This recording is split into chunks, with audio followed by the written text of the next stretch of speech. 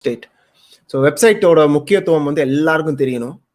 ஒன்று, வெப்சைட் வந்து நமக்கே கான்ஃபிடன்ஸ் கொடுக்கும். ரெண்டாவது, நம்ம என்ன பண்ணுறோம் அப்படின்றத கம்யூனிகேட் பண்ணுறதுல தெளிவு பிறக்கும். மூணாவது, உங்களை பற்றி சில சீரியஸ் ப்ராஜெக்ட்ஸ்க்கு வந்து உங்களை கூகுள் பண்ணுவாங்க. சும்மா வந்து அப்போர்க்கில் நான் ப்ரொஃபைலோட இம்பார்ட்டன்ஸ்லாம் சொன்னேன், அதுவும் இருக்குது. பட் அதுக்கும் தாண்டி ஒரு ஸ்டேஜில் வந்து என்ன பண்ணுவாங்கன்னா, நான் நல்லா ரிசர்ச் பண்ணி இறங்குற கிளைண்ட்ஸ்லாம் என்ன பண்ணுவாங்க அப்படின்னா, உங்களை கூகுள் பண்ணுவாங்க. கூகுளில் போய் உங்கள் முழு பேரை டைப் பண்ணுவாங்க. அப்போ அப்படி டைப் பண்ணும்போது வெப்சைட் வந்துச்சுன்னா that gives a different level of credibility.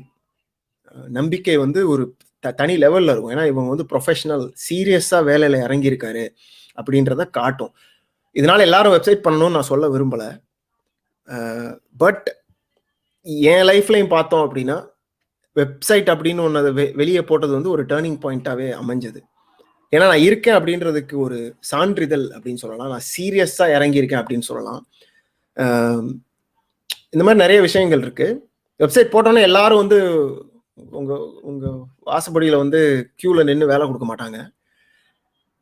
But இன்டைரக்டா அதுக்கான வாய்ப்புகள் நிறைய இருக்கு. என்னுடைய வாழ்க்கையில வெப்சைட் முத போட்டப்ப எனக்கு மார்க்கெட்டிங்னா ஒண்ணுமே தெரியாது. போட்டதுக்கப்புறம் நான் இருந்த ஃபீல்டு கொஞ்சம் ரேரான ஃபீல்டு, நான் கேம் டெவலப்மெண்ட்ல இருந்தேன். பட் இருந்தாலும் போட்டதுக்கப்புறம் எனக்கு தானா வேலை வாய்ப்புகள் இந்த பக்கம் வந்தது. நான் என்னென்ன ப்ராஜெக்ட் பண்ணியிருக்கேன் எடுத்து தான் போட்டேன். ஸோ அங்கே வந்து உங்களுக்கு என்ன புரியணும்னா, நீங்கள் வெளியே சொல்லாமல் உங்களை மாதிரி ஒரு ஆள் இருக்காங்க அப்படின்னு யாருக்குமே இந்த உலகத்துக்கு தெரியாது. அதனால நீங்கள் இந்த உலகத்துக்கு காட்டணும். வெப்சைட் வந்து அட்லீஸ்ட் உங்களுக்கு நீங்கள் என்ன பண்ணுறீங்க, உங்களுடைய சாம்பிள்ஸ் எல்லாம் எடுத்து போடுறதுக்கு எங்கேயாவது ஒரு இடத்துல ஒரு இது இருக்கணும். வெப்சைட்னா உடனே வெப்சைட் தான் அப்படின்றது அவசியம் கிடையாது. சோஷியல் மீடியா ஒர்க்குக்குன்னு ஒரு சோஷியல் மீடியா தனியாக வச்சுருந்தாலும் பரவாயில்ல, உங்கள் பேர்லேயே பண்ணணும். ஏன்னா அது வந்து வெப்சைட்டோட ஒரு ரீப்ளேஸ்மெண்ட் மாதிரி. அப்போ ஒரு உதாரணத்துக்கு இன்ஸ்டாகிராம் ப்ரொஃபைலில் விஷுவலாக பண்ணுற எல்லாத்தையும் போடலாம். விஷுவலாக இல்லை அப்படின்னா ஒரு பிளாக், ஒரு உதாரணத்துக்கு பிளாக் ஸ்பாட் இருக்குது, வேர்ட் ப்ரெஸ் இருக்குது, இங்கெல்லாம் போய் ஃப்ரீயாக பிளாக் கிரியேட் பண்ணலாம். உங்கள் பேர் .wordpress.com இல்லை உங்கள் பேர் .blogspot.comனு வரும். இதுவும் வந்து அதில் நீங்கள் உங்கள் வேலைகள், உங்களோட கருத்துக்கள், சாம்பிள் இதெல்லாம் போட்டீங்க அப்படின்னா நாளைக்கு உங்களை தேடும்போது அது கூகுளில் ஃபர்ஸ்ட்டில் வரணும். ஓகே, அதுதான் மெயின்.